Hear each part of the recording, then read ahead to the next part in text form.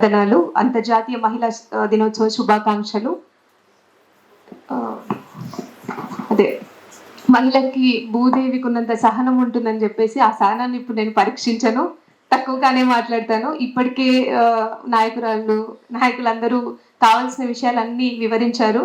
చరిత్ర ఏంటి, మన పోరాటం అందులో ఏంటి, మహిళల ఉద్యమ పోరాటం ఏంటి, పాత్ర ఏంటి, అభివృద్ధి పైన వైపు వెళ్ళాలంటే మన పాత్ర ఎంతవరకు ఉండాలి, ఇప్పటివరకు ఎంతవరకు ఉంది, ఫ్యూచర్లో మనం ఎలాంటి ప్లాన్స్ తీసుకోవాలని అన్ని కూడా వివరించారు. ఇంకా కామ్రేడ్ సిఐటి నాయకులు మాట్లాడుతూ మోదీ గారిని కూడా కాసేపు పలకలించారు. ఇప్పుడు ఆయన జోలి కూడా నేను వెళ్ళను, ఎందుకంటే ఆయన చేసిన నిరంకుశ పాలన అదంతా ఇప్పుడు వివరించే టైం లేకపోవచ్చు. కాబట్టి మొత్తంగా ఆలోచిస్తే ఎందుకు మహిళని సమాజంలో రెండవ శ్రేణిగా మనుషులుగా ట్రీట్ చేస్తారు, అట్లా ట్రీట్ చేయడం వల్ల వాళ్ళకు వచ్చే ఉపయోగం ఏంటి, ఐదర్ మోదీకి కానీ లేకపోతే ఇక్కడ ఉన్న క్యాపిటలిస్ట్లకు కానీ పెట్టుబడిదారులకు కానీ వాళ్ళకు వచ్చే లాభం ఏంటి అని ఆలోచించాల్సింది ఒకటి ఉంది. దాంతోపాటు మన లక్ష్యం ఏంటి, వాళ్ళ లక్ష్యం ఏంటి. మన లక్ష్యం ప్రగతిశీల సంఘాలుగా ఉండి, ప్రగతిశీల మనుషులుగా ఉండి, ప్రగతిశీల ఆలోచనలు కలిగి సమసమాజం స్థాపన కోసం మహిళలు పురుషులని కాదు, మనుషులంతా ఒకటే, వాళ్ళు చేస్తున్న శ్రమకంతా సమాన వేతనం జీతాలు రావాలి, జీవితాలు సమానంగా జీవించగలిగే శక్తి ఇక్కడ సమాజంలో అవకాశం ఇవ్వాలని చెప్పేసి అలాంటి ఉద్యమాలు మనం చేస్తుంటాం. డెఫినెట్గా at the basic left thinking అగేన్స్ట్గా ఉన్న వాళ్ళందరూ కూడా ఎక్కడ మనకు అవకాశం తక్కువ చేసి చూపించడానికి ప్రయత్నం చేస్తూనే ఉంటారు. మనల్ని వెనుక ఉంచడానికి అవకాశాలు ఎక్కడున్నా వాళ్ళు ఉపయోగించుకుంటారు.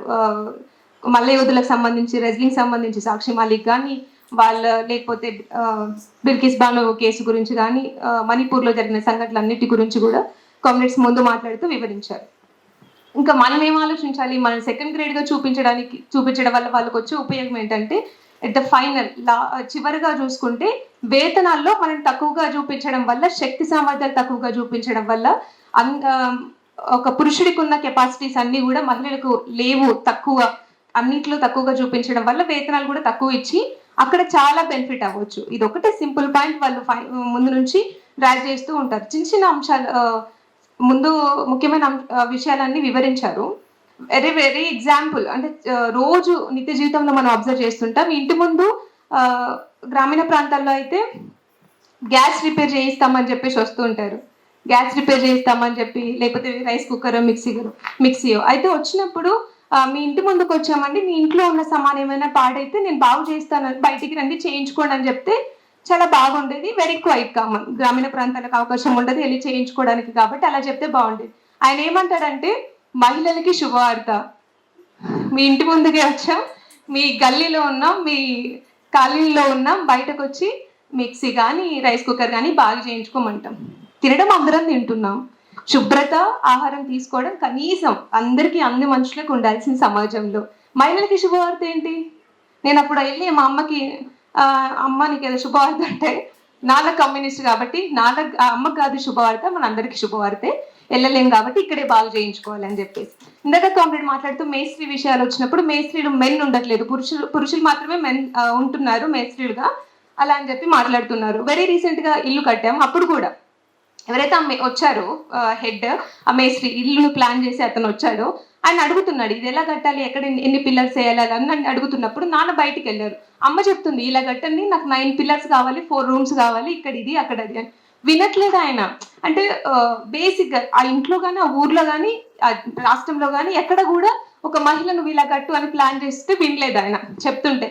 ఆయనకు భయం వేస్తుంది, మీ ఇంటి ఆయన వచ్చాక నన్ను తిడతాడమ్మా అంటే, తిట్టలే ఆయన కమ్యూనిస్టు, నీకు ఇలాంటి భయాలు ఉండవు, ఒక పిల్ల పక్కకు పోయినా పర్లేదు కానీ నువ్వు ధైర్యంగా కట్టొచ్చు అని చెప్పేసి చెప్పాడు. ఇంకొకటి 7 సబ్బులు, ఒక సర్ఫ్ ప్యాకెట్ ఇది కూడా వస్తుంటాడు. ఆయన కూడా అంతే, మళ్ళీ మహిళలకి శుభవార్త అంటాడు. మహిళలకు శుభవార్త అంటే పరిగెత్తుకెళ్ళి అమ్మానికి శుభవార్త, అమ్మకు శుభవార్త కాదు, నాన్న బట్టలు వాష్ చేస్తుంటాడు బయటే, గేట్ ఓపెన్ చేసి చాలాసార్లు వాష్ చేస్తుంటాడు, ఎందుకంటే దాన్ని అందరూ చూస్తే వెరీ నార్మలైజ్ చేయడానికి గిన్నెలు కూడా తోముతుంటారు. సబ్బులు అమ్మకి ఎందుకు శుభవార్త అవుతుంది, బట్టలు అమ్మ ఎందుకు ఉతకాలి, అందరం వేసుకుంటున్నాం, అందరూ చేయాలి.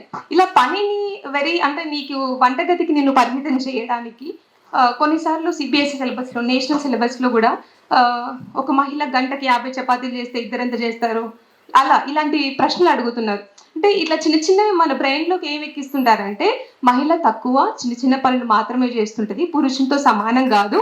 అలాంటి సలహాలు అంతే సాలరీ ఇవ్వకుండా తప్పించుకోవడం కోసం క్యాపిటలిస్టులు కార్మికులకి పరిశ్రమల్లో అంతా చిన్న చిన్న పనులు చూపిస్తూ చాలా ఓపికతో చేస్తే గానీ చేయలేము. డిజైన్ వర్క్ ఇలాంటివన్నీ మళ్ళీ మహిళలే చేస్తుంటారు.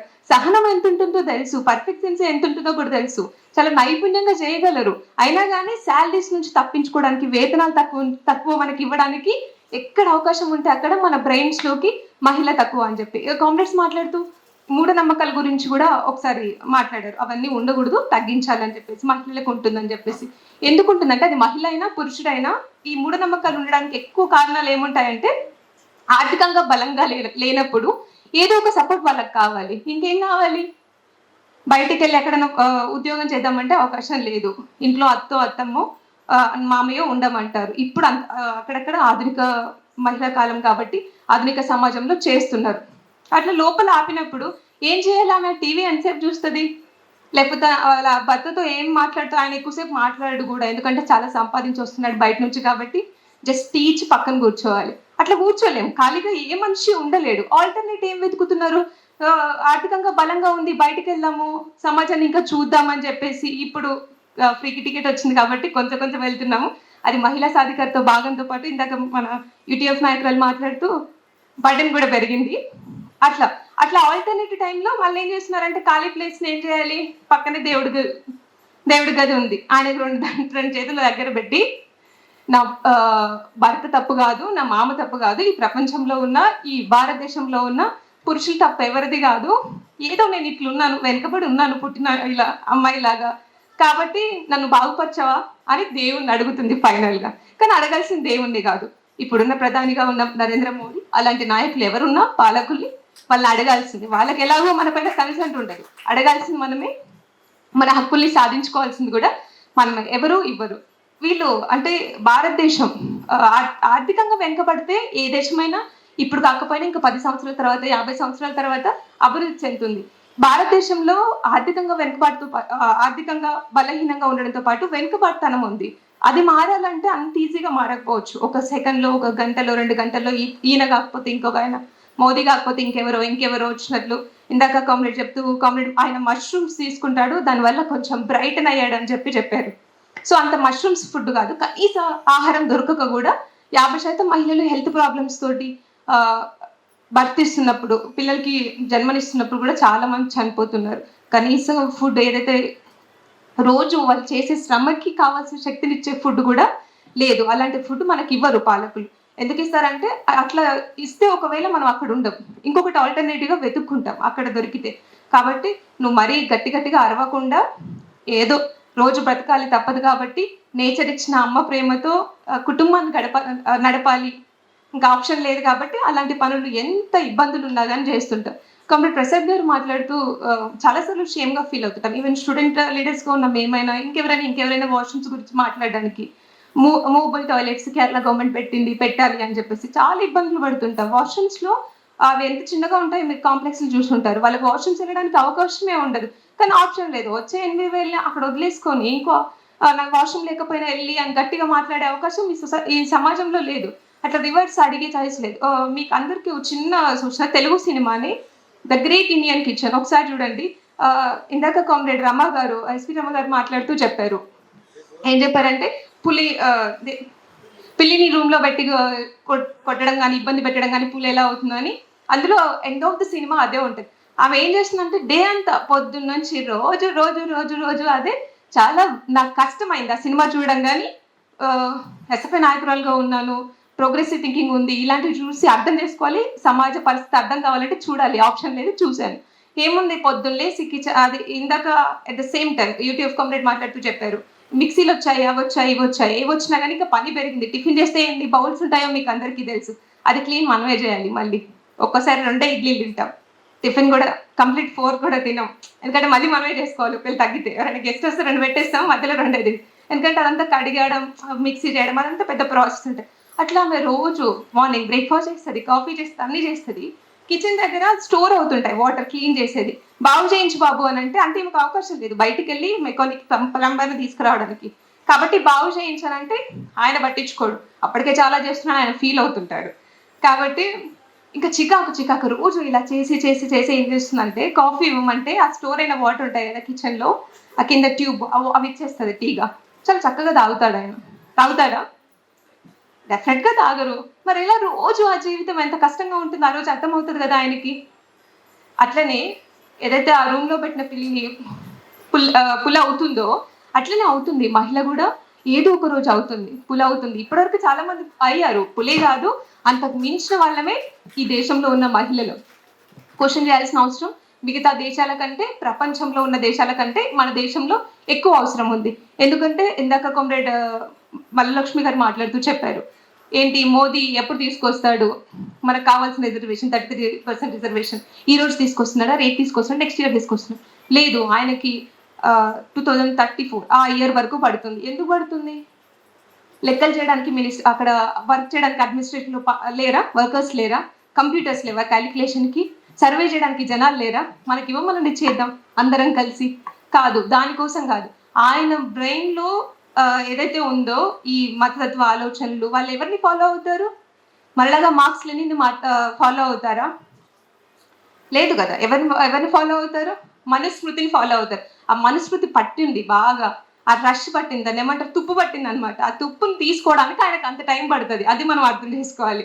అట్లా టైం పడితే మరి ఇన్ని రోజులు మనం ఊరికే కూర్చున్నామా ఖాళీగా? అందరం కూర్చోలేము. మనం నిత్యం పోరాటాలు చేయాలి, ఆందోళనలు చేయాలి. ఆ ఆందోళనలు పోరాటాలు అన్నీ చేస్తేనే ఆయన బట్టిన తుప్పు కాస్తైనా, ఆయన అడిగిన అన్ని సంవత్సరాలు కాకపోతే కొంచెం ముందు తగ్గిపోయి కృష్ణాయిలు వేస్తుంటారు తుప్పు పడినట్టుకి. అట్లా అవ్వాలి మన ఉద్యమాలు ఆయనకి. అయిన తర్వాత ఆ తుప్పు కాస్త తగ్గిపోతే ముందు రిజర్వేషన్స్ వస్తాయి, మన అభివృద్ధి డెఫినెట్గా ఉంటుంది. పొద్దున్నేస్తే వాళ్ళే చెప్తుంటారు, చదువుకి సింబల్గా సరస్వతి దేవి అంటారు. ఆమె పిహెచ్డీ ఎక్కడ చేస్తుందో ఏం చేస్తుందో ఏమి మాకైతే తెలియదు, నేను ఎక్కడ చూడలేదు ఇంతవరకు రికార్డ్స్లో. మళ్ళీ మహిళ చదువునే మధ్యలో ఆపేస్తారు, ఆడపిల్ల చదువునే మధ్యలో ఆపేస్తారు. ధైర్యానికి సింబల్ కూడా వాళ్ళే చెప్తారు, ప్రతీకగా వాళ్ళే చెప్తారు. ధైర్యానికి సింబల్ ధైర్యలక్ష్మి అని చెప్తారు. ఒంటరిగా మహిళ వెళ్ళలేని పరిస్థితి. చాలాసార్లు ఆలోచించాలి. నేను కూడా ఇక్కడ ఇప్పుడు ఎస్ఎఫ్ఐలో పనిచేస్తున్నాను కదా, ఇక హైదరాబాద్లో వచ్చి ఉంటానంటే నాన్న కొంచెం ధైర్యం చేశాడు, అమ్మ మాత్రం తమ్ముడిని తీసుకెళ్ళు, ఎలా ఉంటావు ఒక్కదాన్ని అంటే. పాపం ఆమె తప్పు కాదు, సమాజం అంత ఆమెకి ఇవ్వట్లేదు. అంటే ఏం లేదు, నా బిడ్డ వెళ్ళి ఎక్కడైనా ఉండగలుగుతుంది ఒంటరిగా మహిళగా అని అనుకోవడం లేదు. అట్లా చాలా మంది అమ్మలు, మా మధ్యనే అని కాదు.